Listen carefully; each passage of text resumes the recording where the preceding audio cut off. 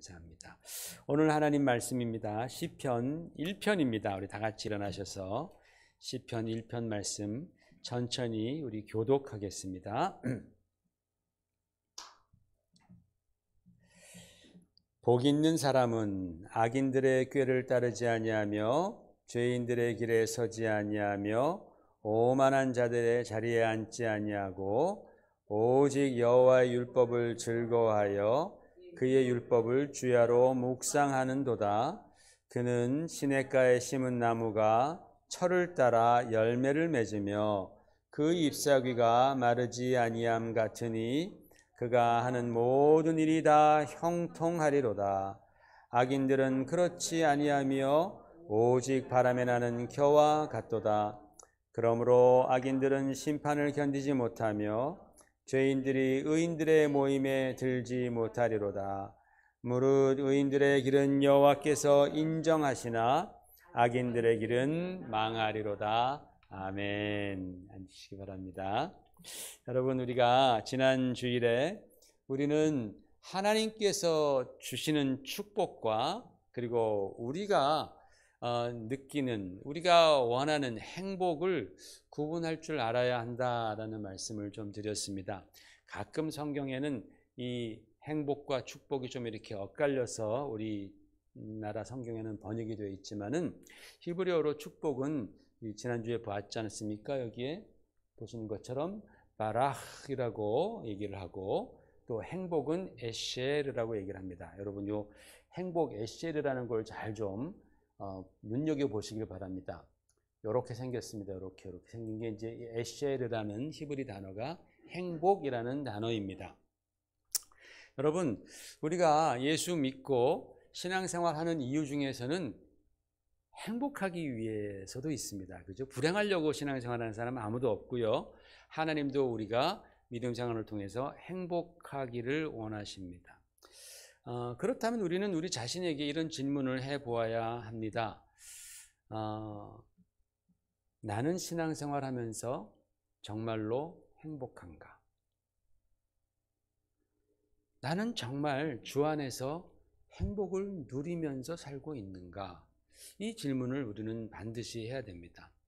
이 질문에 있어서 아멘, 저는 진짜 행복합니다 라고 대답한다면 우리는 축복받은 자입니다. 이거 꺼주세요. 네.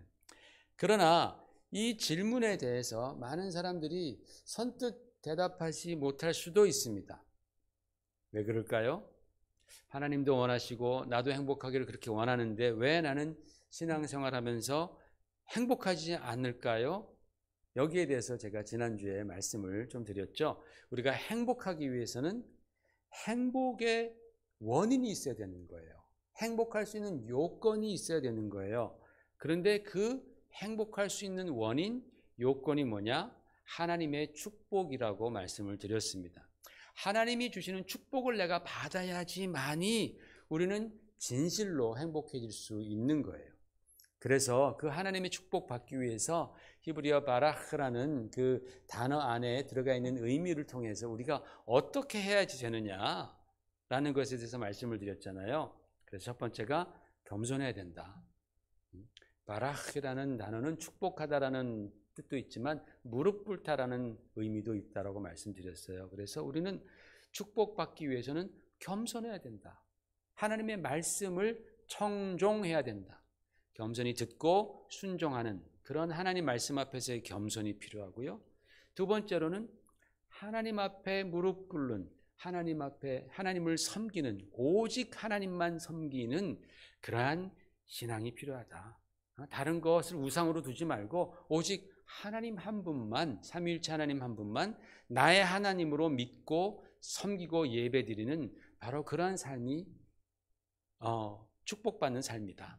그리고 세 번째로는 하나님 앞에 엎드려 기도하는 삶이다 라는 말씀을 드렸습니다. 여러분, 기도하면서 우리의 모든 어려움, 아픔들 다 우리가 토로하잖아요. 그죠? 기도하지 않으면 우리가 인생 살면서 그 경험하는 많은 어려움과 고난과 상처들을 어떻게 우리가 해결합니까? 남들과 싸워서 해결하는 수밖에 없는데, 그죠? 아니면 나쁜 짓을 하면서 스트레스를 푸는 것밖에 없는데, 우리 교인들에게는, 우리 성도들에게는 기도하는 거예요. 기도하면서 때로는 부르짖기도 하고, 때로는 땅을 치기도 하고, 때로는 울기도 하면서 우리는 주님과 대면하는 것이죠. 그러면 주님이 말씀해 주시고 주님이 주시는 평강과 위로가 임하는 거예요. 그게 바로 축복입니다. 그게 축복. 그런 축복을 받을 때 우리는 진짜로 행복하다라는 그 참 행복을 경험하게 되는 거예요. 여러분, 구약을 읽다 보면요, 성경에서 구약의 대표적인 우상들이 나옵니다. 이 이스라엘 백성들을 항상 따라다녔던, 그래서 하나님의 진노를 유발시켰던 우상들이 나오는데, 그 중에 대표적인 우상이 바로 바알입니다. 바알이 고대 근동 지역의 가장 센 우상입니다. 그 바알의 부인이 누군지 아세요? 바알의 부인이 바로 아세라입니다. 아세라 들어보셨죠? 아세라 목상을 찍어버려라 하나님 말씀하시잖아요. 이 아세라는 풍요와 다산의 여신입니다. 그래서 이 바알과 아세라, 이 부부신이잖아요. 이 바알과 아세라, 풍요와 다산의 신, 이들을 섬길 때면 언제나 굉장히 음란한 의식들이 벌어지는 거예요. 그들을 위한 남창이 있었고, 또 그들을 위한 여자 창기도 있었고, 그래서 그 신전에 남창과 여창이 있으면서 그들을 섬기는 그 의식대에는 아주 지저분하고 음란한 의식들이 막 벌어졌습니다. 하나님 앞에서 굉장히 가증한 일이죠. 그래서 하나님께서는 너희가 가나안에 들어가면 제일 먼저 할 일 중에 하나가 이 바알 주상과 아세라 목상을 다 찍어 없애라 말씀하셨습니다. 그래서 이스라엘 백성들이 다 찍어 없앴나요? 아닙니다. 처음엔 좀 하는 척 하다가 나중에는 동화되어 버립니다. 나중에 보니까 이스라엘 사람들도 산당에서 바알과 아세라 상을 섬기는 거예요. 아세라 우상을 섬기는 거예요. 그것이 지금까지도 내려오고 있는 거예요. 지금까지도. 그리스의 아프로디테 여신이라든지 로마의 비너스 여신이라든지 이 모든 그런 여신들이 고대 아세라 여신의 다른 모습이라는 거예요. 아세라 우상의 다른 모습이 바로 그런 비너스, 아프로디테, 다이아나 뭐 이런 여신들이 다 그 족보에서 나온 여신들의 이름입니다. 그런데 여러분, 사실은 이 아세라라는 이름 안에 놀라운 비밀이 하나 들어가 있습니다. 그게 뭐냐? 한번 보십시다. 여러분, 여기. 자, 넘겨보세요. 자, 우리가 아까 행복이라는 말을 잘 보라 그러셨잖아요. 그죠? 행복 이렇게 생겼습니다. 에쉐르입니다. 그런데 아세라가 보니까 아쉐라라고 써요. 아쉐라. 다 똑같, 이 점들은 빼시고 보시면 똑같은데 마지막에 아만 들어갑니다. 보통 히브리어에서 남성 명사를 여자로 바꿀 때 뒤에 아를 붙입니다. 그래서 히브리어로 남자 하면 이슈인데 여자 하면 뭐겠어요? 이샤가 되는 거예요. 여자 하면 이샤입니다. 남자, 수컷 말은 수스예요. 그러면 암컷 말은 뭐예요? 수사가 됩니다. 그렇게 여성형을 뒤에 아를 붙여서 여성형을 만드는 게 이 히브리어의 특징입니다. 그러니까 보세요. 이 아쉐, 원래는 우린 아세라라 그랬지만 원래는 아쉐라예요. 아쉐라. 이 에쉐르라는 행복이라는 단어와 이 아쉐라는 어근이 똑같아요. 그러니까 이 아쉐라는 이 에쉐르에서 왔다라고 생각하면 돼요. 이 에쉐르라는 행복이라는 것을 인격화시키는 거죠. 의인화시키는 거죠. 신격화시키는 거예요. 여자로 만들라. 여자 신으로, 여성 신으로 만들려니까 아자만 뒤에다 붙여서 아쉐라라고 그렇게 불렀던 것입니다. 그러니까 이 아세라 우상 안에는 하나님도 원하시고 우리도 원하는 바로 그 행복이라는 의미가 들어가 있는 거예요. 여러분, 사람들은요, 예나 지금이나 할 것 없이 행복하기를 원합니다. 그리고 그 행복을 가장 잘 이루어 줄 수 있다고 생각하는 것이 풍요로움이죠.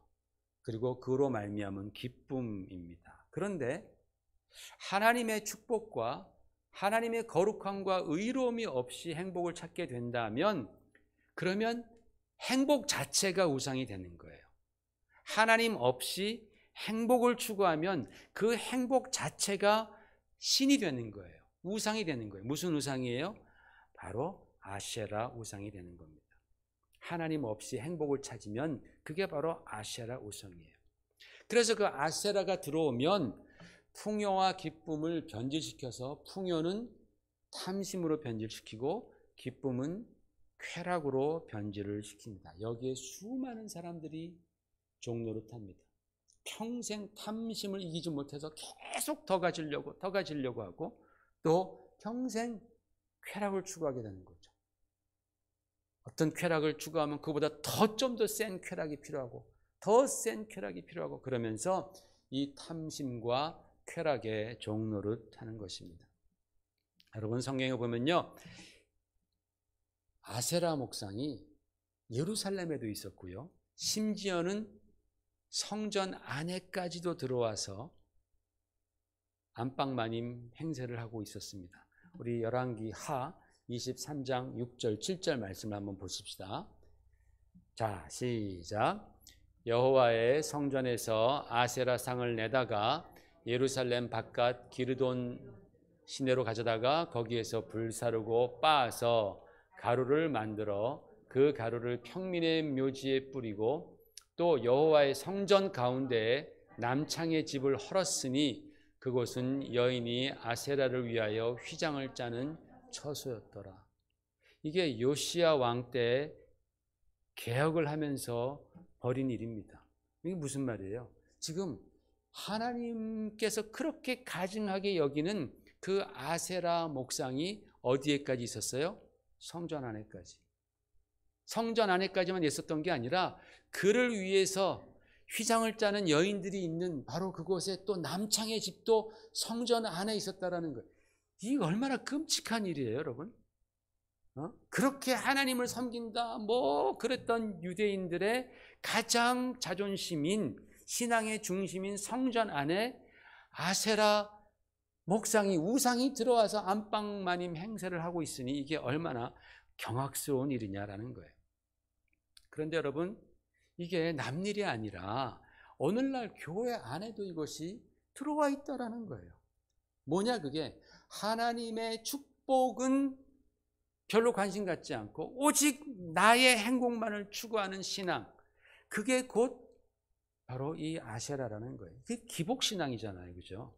하나님의 축복과는 관계없이 내가 좀 더 많이 갖고 내가 좀 더 잘되고 내가 좀 더 풍요롭고 내가 좀 더 기쁘게 살고자 원하는 바로 그 욕심이 바로 오늘날 교회 안에 존재하는 아세라 우상이다라는 거예요.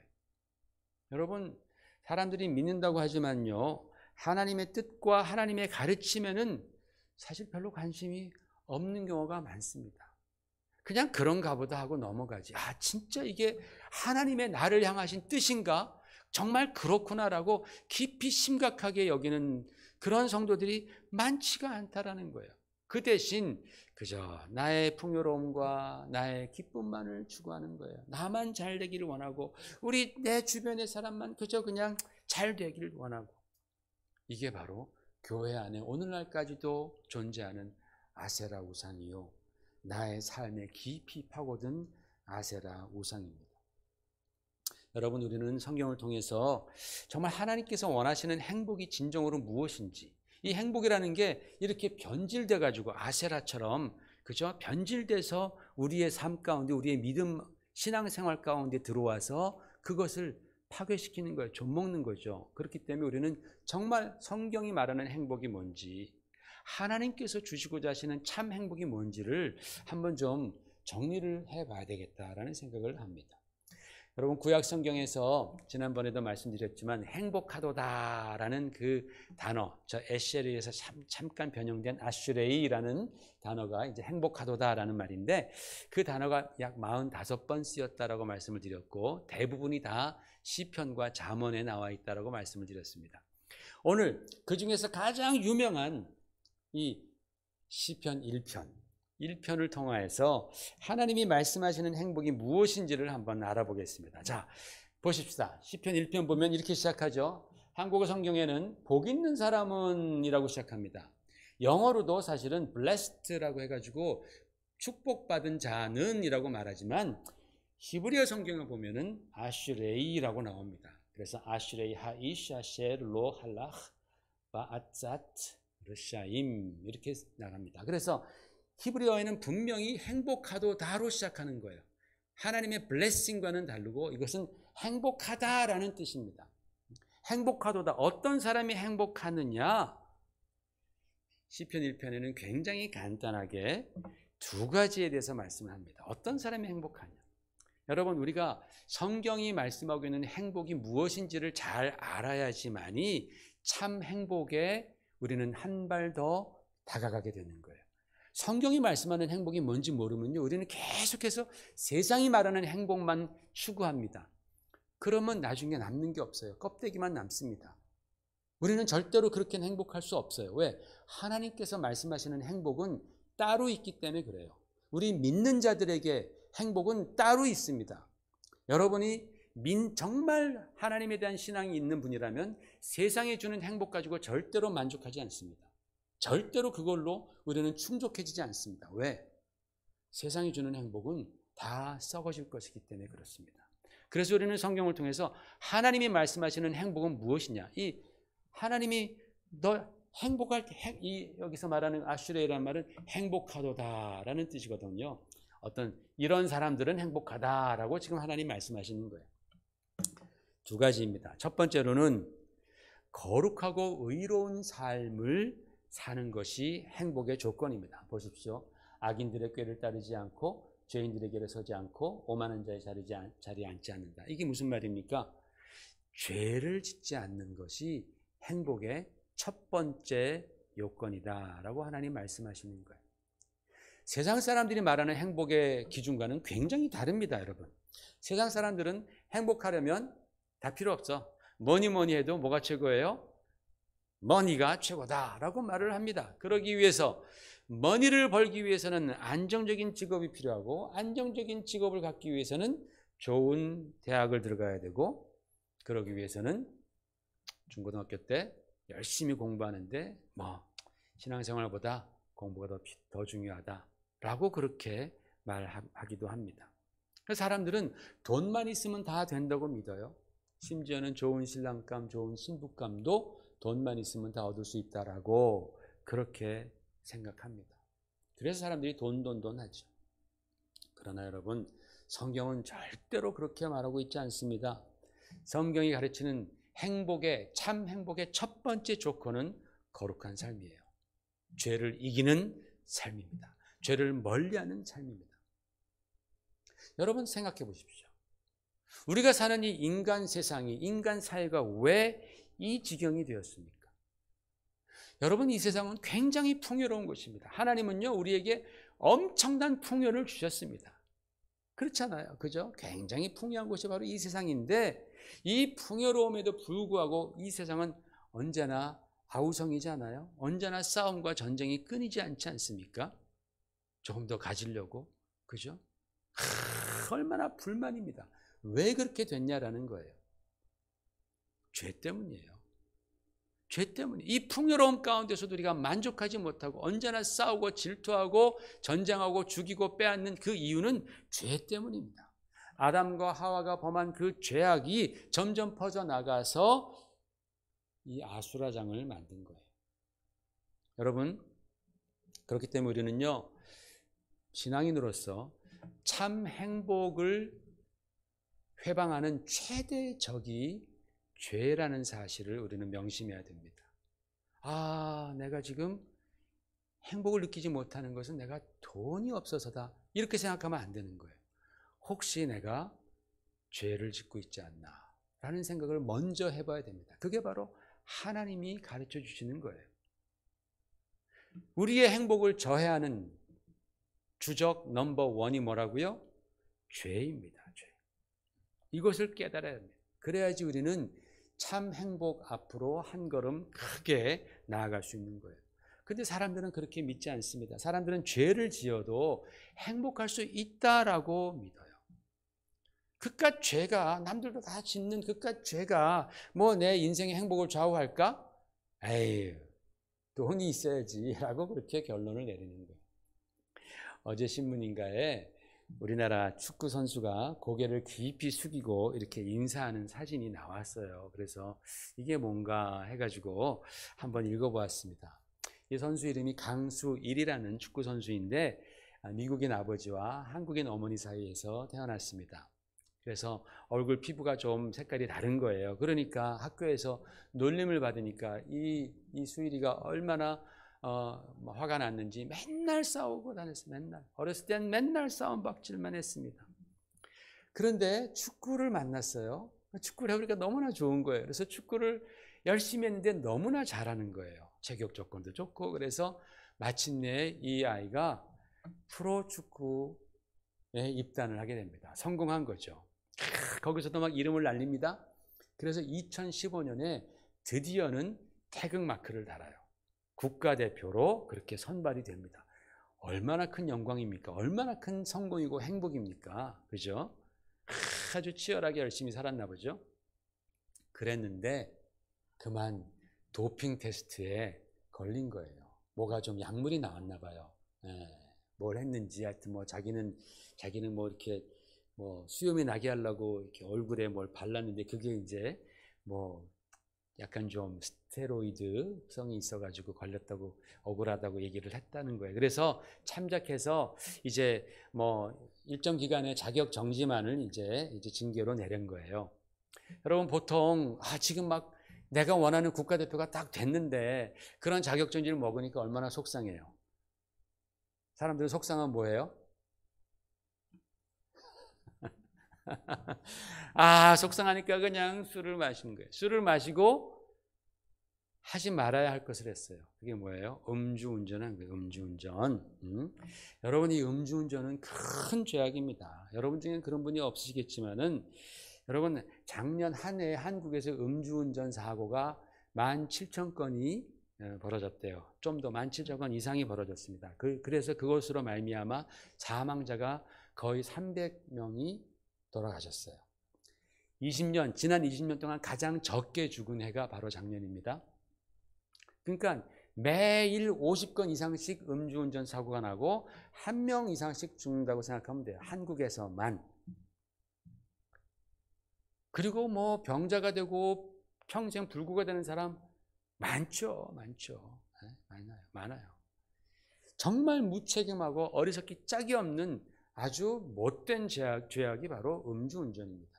무책임한 죄악입니다. 이 강 선수도 음주운전을 하다가 그만 적발이 된 거예요. 근데 그때 이 사람이 잔머리를 탁 굴려가지고 같이 동승했던 사람과 자리를 바꿉니다. 이 죄질이 나쁘죠. 그죠? 죄질이 아주 나쁩니다. 그냥 잠깐 사이에 그렇게 착각을 하는 거예요. 실수를 하는 거예요. 근데 그게 조사 과정에서 드러나 버립니다. 엄청나게 비난을 받고 그 구단에서 탈퇴 처분을 받습니다. 아마 프로 세계는 그런가 봐요. 구단이 탈퇴 처분을 하면 이 구단이 다시 그것을 철회하지 않는 이상 영영 우리 한국 땅에서는 선수 생활할 수 없는 거예요. 프로 생활할 수 없는 거예요. 선수가 안 되는 거예요. 선수 생활 끝나는 겁니다.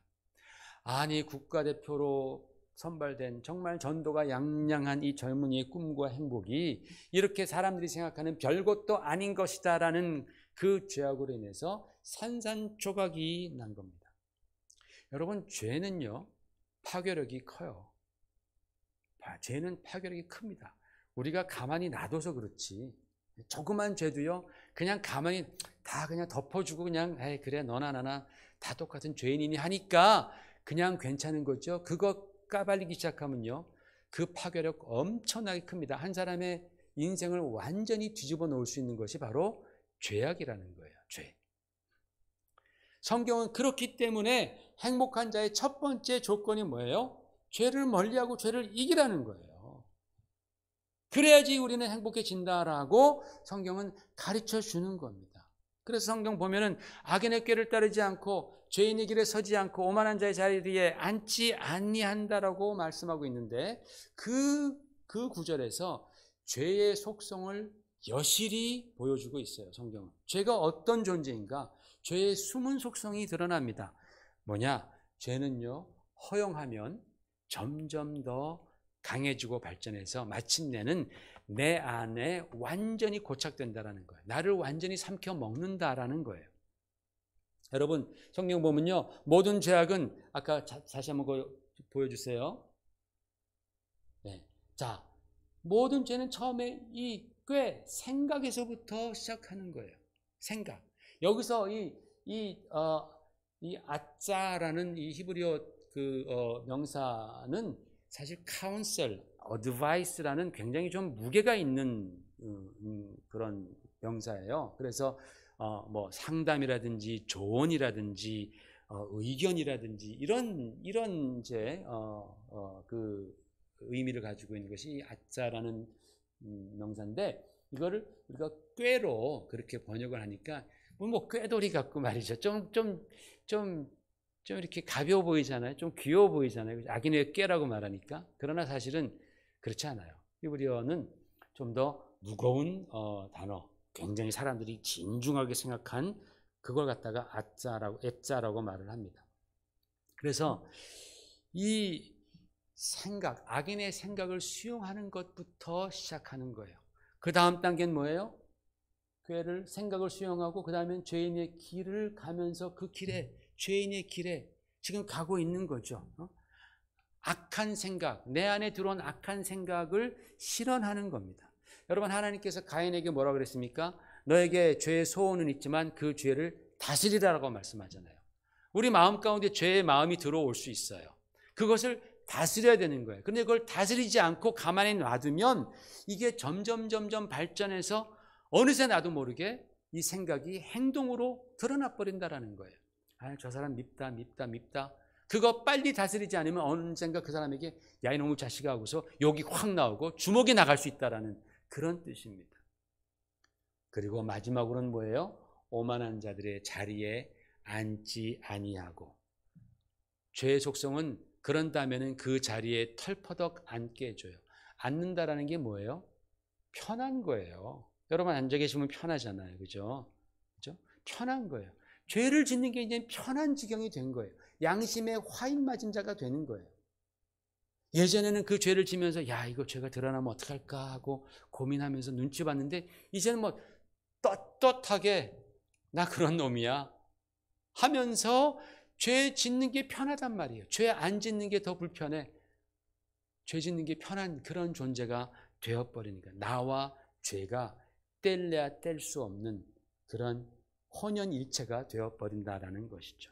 그래서 예전에는 내가 그 악한 꾀를 따라갔는데, 어떤 사람의 악한 꾀를 따라갔는데 이제는 내가 그 악한 꾀를 퍼뜨리는 그런 죄의 중심이 되어가는 것, 나를 완전히 죄가 삼켜버리는 죄의 속성이 시편 1편 1절에 쫙 나오고 있습니다. 그러니까 행복한 사람은 그 죄를 멀리해야 되는 거야 라고 성경은 말씀하는 거죠. 여러분, 내 인생에 내가 주인 노릇하려면 죄를 버려야 됩니다. 안 그러면 죄가 주인 노릇합니다. 반드시 그렇습니다. 그게 바로 죄의 속성입니다. 이 강수일이라는 선수도 그냥 음주운전해서 그냥 끝날, 뭐 음주운전 남자들이 뭐 1년에 17,000건 있으니까 그 중에 한 사람 재수 없어서 걸린 사람이 17,000건이죠. 사고가. 안 걸린 사람 하면은 17만 명 되겠죠. 10배 되겠죠. 당연히. 그 중에 한 사람이니까 뭐 좀 혼나고서 될 거였는데, 그러나 그가 더 경찰에 거짓 진술하고 자기 죄를 다른 사람에게 전가하려고 하는 큰 죄를 범한 것이 자기의 행복을 그냥 다 무너뜨린 거예요. 그 죄악이. 다행스럽게 그 구단이, 자기가 속했던 그 구단이 몇 년이 지난 다음에 그 징계를 풀어줬습니다. 풀어줘가지고 그래서 다시 구단에 와서 이제 경기를 했는데, 그날 골을 넣은 거예요. 골을. 사람들 골 넣으면 막 자기 막 이러고 막 좋아하잖아요. 근데 이 사람은 골 넣고 좋아하지 못하고 그렇게 고개 숙여서 죄송합니다, 제가 너무나 잘못했습니다 라고 그렇게 사과하는 그 모습이 찍혔던 것입니다. 이제부터는 이제 그런 일 없이 한국에서 선수생활 잘 하겠죠. 그러므로 여러분, 성경적인 행복은, 하나님이 주시는 행복은 반드시 뭘 해야 돼요? 첫 번째, 죄를 이겨야 되는 거예요. 죄를 이기고 죄와 멀리할 때에 우리는 행복으로 한 걸음 더 나아간다라는 사실을 꼭 명심하기를 부탁을 드립니다. 두 번째 성경이 말씀하는 것은 주야로 하나님의 말씀을 묵상하라라는 거예요. 하나님의 말씀을 너희가 주야로 묵상하는 사람이 행복한 사람이 된다. 여러분, 이 말씀은 굉장히 중요합니다. 사람들이 왜 죄를 지어도 행복할 수 있다고 생각합니까? 사람들이 왜 하나님을 떠나도 행복할 수 있다고 생각합니까? 왜냐하면 행복에 대한 가치관이 틀려 먹었기 때문에 그렇습니다. 사람들이 죄를 지어도 돈만 내가 많이 벌면 행복해, 성공한 거야 라고 생각하는 이유는 그 사람의 가치관이 틀려 먹었기 때문에 그런 거예요. 잘못된 가치관이 들어가 있기 때문에 그런 거예요. 여러분, 우리 인생에 있어서 가치관은 굉장히 중요합니다. 내가 1년을 살건 10년을 살건 간에 그 가치관은 굉장히 중요합니다. 왜? 사람은 자기가 세운 가치관의 순서에 따라 살아가기 때문에 그렇습니다. 가치관에 따라서 우리는 시간을 투자하고, 가치관에 따라서 우리는 돈을 투자하고, 가치관에 따라서 나의 에너지를 소모합니다. 내 가치관이 명예인 사람들은요, 언제나 한 자리 해먹으려고 그렇게 여기저기 끼어요. 그죠? 명예인 사람들은 그 명예직 하나 얻으려고. 내 가치관이 지식인 사람들은 공부 열심히 합니다. 뭐 하여튼 다방면에 아주 박식한데, 그러다가 지식 없는 사람을 만나면 무식하다라고 얕잡아보죠. 내 가치관이 돈인 사람들은 뭐 지식이고 명예고 뭐고 다 필요 없어. 내가 돈 벌어보니까 그게 최고야. 다 뭐 명예로운 것, 그거 뭐 명예가 밥 먹여주냐, 지식이 밥 먹여주냐, 돈이 최고지. 다들 우습게 여깁니다. 그래서 더 많이 가지려고 온갖 수단을 다 동원하죠. 그런 사람들에게 있어서는 자기의 목적, 자기의 가치관의 넘버원인 돈을 이루기 위해서는 과정, 수단이 다 합리화되는 거예요. 죄를 지어도 상관없는 거예요. 가치관이 그렇게 무서운 거예요, 여러분. 내 가치관이 잘못되어 있으면요, 그걸 이루기 위해서 수단, 죄를 범해도 그것을 괜찮다고 생각하는 거예요. 여러분, 주님께서는 오늘 우리들에게 물어보시는 거예요. 과연 너는 가치관이 뭐냐? 내 인생을 이끌어가는 가치관이 무엇이냐? 무슨 가치관으로 지금까지 살아왔고 앞으로 어떤 가치관으로 내가 살아갈 것이냐? 라고 질문하는 거예요. 우리 믿는 사람들은 뭐 거의 자동적으로 당연히 저의 첫 번째 가치관은 믿음이죠.